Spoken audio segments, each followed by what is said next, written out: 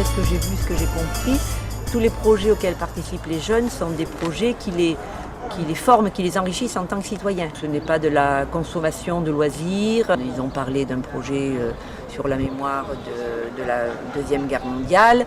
Ils ont, à la suite de ça, fait des interventions dans les écoles. Ils sont allés en visite à Auschwitz. Enfin, c'est véritablement des projets qui sont conçus par le groupe, auquel ils participent du début à la fin, mais qui a toujours cette valeur éducative citoyenne. C'est véritablement pour former des citoyens éclairés.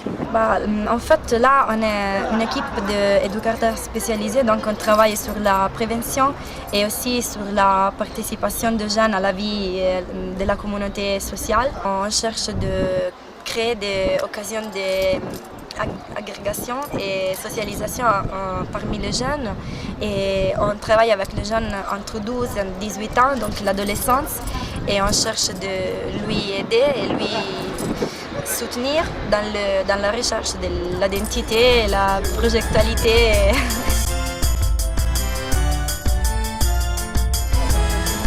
Allora, Action è un movimento di lotta per la casa, nato come un movimento di lotta per la casa, che adesso a Roma ha 10 occupazioni di stabili di grandi proprietà immobiliari, banche e altre cose di questo tipo, e che ha dato casa a più di 1500 persone. Il progetto delle casette, che è un'occupazione di Action, nasce dall'idea di una riqualificazione energetica degli stabili e di riconsegnare alla collettività, al quartiere, al territorio, un luogo che altrimenti sarebbe stato un luogo di speculazione edilizia.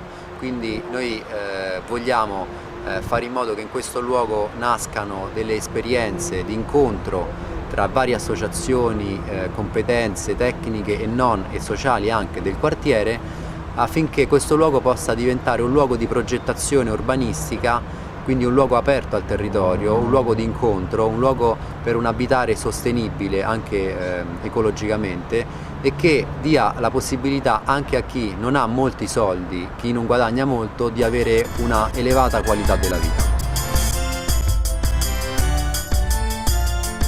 Le premier objectif, c'est de travailler pour donner des conditions de vie acceptables et donner une qualité de vie meilleure, et donc travailler beaucoup avec les territoires, avec les institutions. Et on fait ça de plusieurs façons, avec beaucoup de projets qui travaillent avec l'enfance, avec les adolescents, avec les adultes pour l'insertion professionnelle. Dans tous ces projets, nos objectifs, c'est de renforcer les qualités, les capacités, les habiletés des personnes pour construire leur projet de vie. Vous êtes organisé en coopérative. Comment fonctionne une coopérative en Italie? Chaque personne porte son contribut. On dit une tête, un vote. Et ça, c'est le fondement de la démocratie dans une organisation. Et l'autre question, l'autre fondement de la coopérative, c'est la mutualité. Ce qui peuvent faire un groupe de personnes, ce n'est pas la même chose que peut faire un seul individu. Et donc la force de la coopérative est la force de toutes les gens qui participent à la vie de la coopérative. Une coopérative a besoin d'une forte organisation à l'intérieur, l'administration, la projection, et la gestion des ressources humaines,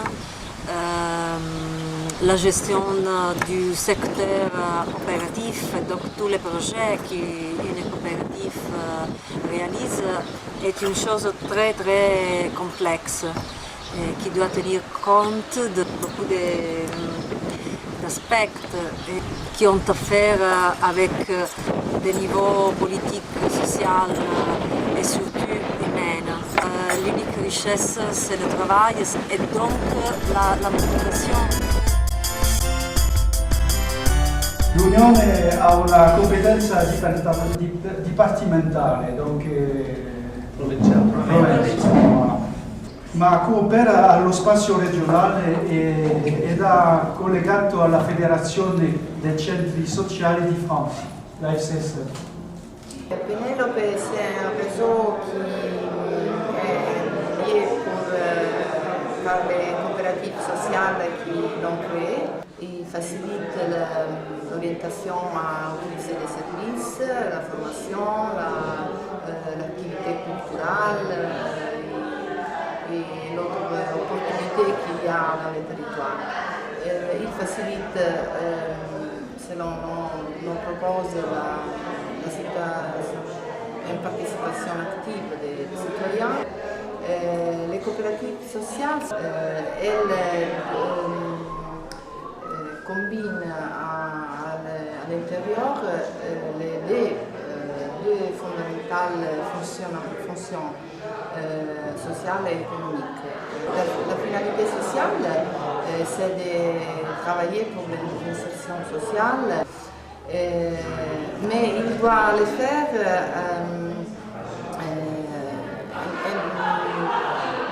à travers l'équilibre économique de l'autre entreprise. Elle doit payer des salaires, doit acheter des biens et des services. L'engagement, c'est de tenir ces deux niveaux en équilibre. Alors moi je suis très content, très optimiste et je trouve que c'est un voyage très positif parce que nous avons rencontré des interlocuteurs qui avaient un très grand intérêt pour ce que nous faisions et nous avons découvert une grande richesse dans leur pratique et dans leur organisation. Ce qui fait que l'objectif de départ, à mon avis, est bien respecté, à savoir de découvrir d'autres modes de fonctionnement et que ça alimente notre réflexion sur notre système qui a aussi ses limites. Et ça, je trouve qu'on était en plein dans l'objectif et ça me fait assez plaisir, d'autant que j'ai senti une grande mobilisation chez les collègues qui ont participé à ce projet et qu'il faut que maintenant on continue, on ne relâche pas la mobilisation, que collectivement on poursuive cette mobilisation et ces échanges avec ces partenaires qui m'ont l'air tout à fait intéressants pour approfondir la question et cheminer ensemble. Ça nous a permis aussi en tant que directeur de centres sociaux des Bouches-du-Rhône de mieux nous connaître et par nous-mêmes d'essayer aussi de voir ce qu'on pourrait faire ensemble et puis à les écouter, ça nous a fait un retour quand même sur nos propres pratiques et ça je crois que c'était l'objectif visé. Apparemment avant que l'action ne finisse ça a été déjà atteint. Et la deuxième chose moi, qui m'a beaucoup plu, c'est qu'on a rencontré des associations vraiment militantes. L'Italie telle qu'on l'entend, avec les gouvernements qu'on entend, sur la question de l'immigration, de toutes ces barques qui viennent s'échouer sur la Méditerranée et notamment par l'Italie, avec tout ce qu'on entend, cette politique restrictive, voir des associations comme ça, la société civile qui prend en compte cette question-là est quelque chose vraiment qui m'a beaucoup touché, beaucoup ému. Et je me rends compte que quoi qu'il advienne, il y a quelque part toujours des gens qui sont dans des politiques d'immigration, même si on parle de l'Europe qui se ferme, il y a quand même des structures associatives qui sont conscientes de leurs responsabilités et surtout de la dimension solidaire qui quelque part rentre dans l'action sociale que nous devons mener en tant que structure associative. Et j'espère en tout cas les revoir prochainement. En tout cas, ça a été 3 journées très enrichissantes, en fou rire, mais aussi en réflexion et j'espère plus tard en initiative. C'était un séjour qui était très très intéressant. Ça nous a permis de voir qu'il y avait un autre modèle que le modèle associatif qui était intéressant, c'est le modèle coopératif et de voir qu'en France on était aussi pas si mal loti que ça sur les financements et sur la profession en général. La coopérative, c'est un système qui est intéressant, où les personnes sont impliquées du début jusqu'à la fin. Ils sont même impliqués jusqu'à un investissement sur leur fonds personnel. D'un côté, c'est un danger, et d'un autre côté, c'est aussi la garantie qu'il y ait quelque chose de vivant, quelque chose qui soit conforme à un certain nombre d'idées. Et on peut se poser aussi la question si le fait de trop d'investissement de l'État à un moment, c'est-à-dire de trop de contrôle de l'État sur les opérateurs sociaux, tue pas un peu le social. C'est un peu le pendant qu'il peut y avoir en France. Et puis d'un autre côté, en Italie, la difficulté, c'est aussi que l'extrême précarité du social rend vraiment très difficile l'action.